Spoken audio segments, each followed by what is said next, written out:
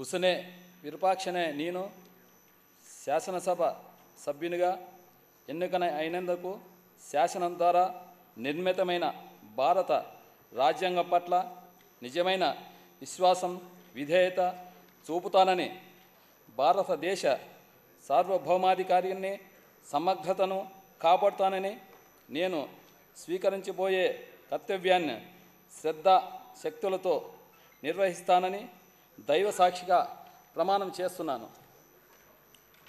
ఆంధ్రప్రదేశ్ శాసనసభ సభ్యుడనై బుసనే విరూపాక్షనే నేను సభ నియమాలకు కట్టుబడి ఉంటానని, వాటిని అనుసరిస్తానని, సభ మర్యాదలను పాటిస్తానని, సంప్రదాయాలను గౌరవిస్తానని దైవ సాక్షిగా ప్రమాణం చేస్తున్నాను.